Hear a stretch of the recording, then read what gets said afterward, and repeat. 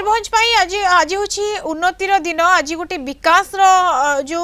कह आज गोटे शंख बाजिब विकास जो भली भाव ये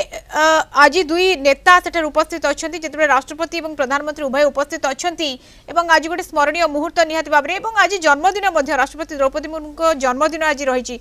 ये गोटे बड़ प्रकल्पर भेटी कहुपे मयूरभंज जिलापाई 46,000 कोटी अधिक प्रकल्पर भेटी देवे तार प्रारंभ कहुपे से समय आसी सारा निश्चित भाव देखो निश्चित भाव में जो रही सब तो बड़ गुरुत्वपूर्ण कथा है जो शिलान्यास तो हम मयूरभंज को गोटे बड़ राष्ट्रपति जन्मदिन रे गोटे बहुत बड़ भेटी दौरान रायरंगपुर मयूरभंज जिला तो सहित राज्य आज गर्वर विषय जो गोटे एत बड़ गोटे दिन में राष्ट्रपति जन्मदिन रे प्रधानमंत्री आसुंच कोटी कोटी टंकार जो योजना रही उद्घाटन करेंगे एठारे तार शिला स्थापन करेंगे सहित केवल यहीटा नुह या सहित बौद्ध बौद्ध जो 300,000 विशिष्ट मुख्यालय हस्पिटाल कथा शुणा मिलूँ जो आलोचना चली तार उद्घाटन करेंगे एवं एनएच 57 जो नयागढ़ टाउन बाईपास एमती कुसुमीर स्मार्ट जलसेचन रही पाइपलाइन रही जगपुरा जाजपुर केउंझर रोड बैतरणी जो प्रशस्तीकरण प्रकल्प ताकू बहुत गुड़े प्रोजेक्ट रही जो गुड़ा कि आज घोषणा करेंगे योजना रही मधुसूदन बिल्कुल आज लक्ष लक्ष जनसाधारण एकाठी हेबे जितेबले प्रधानमंत्री मोदी किछि कहिबे एवं सेथिपई केते उत्साहित सेठाकर बासिंदा सेठाकर जो लोक माने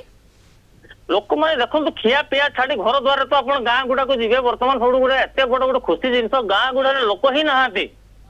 गाँ शून्य हो जाइए राष्ट्रपति सहित प्रधानमंत्री को देखिए गोटे ये गोटे विरल दृश्य एका सांगे दुजन को देखा माने आज मयूरभंज माटी आज गर्व कर मयूरभंज जनता आज गर्व कर माँ भौणी प्रथम नागरिक जी कि भारत प्रथम नागरिक सी आज प्रधानमंत्री सहित आसुन जन्मदिन पालन करेंगे बड़ बहुत बड़ जिन राज्यवासी जिते आसी माटी निज माटी पहुंची पाद थापी आज जन्मदिन और जन्मदिन को पालन करेंगे निज माटी मयूरभंज जिलापाई गोटे बहुत ही उत्साह परिवेश रही गोटे महत्व बहन करुच्ची आज दिन निहाती भाव इतिहास लिपिबद्ध रहिबो राष्ट्रपति और प्रधानमंत्री एका सहित आसी पहुंची मयूरभंज जिले में आज उन्नतिर दिन कहुपर विकास दिन कहुपर एत बड़ प्रकल्पर भेटी देवाक जाउछंती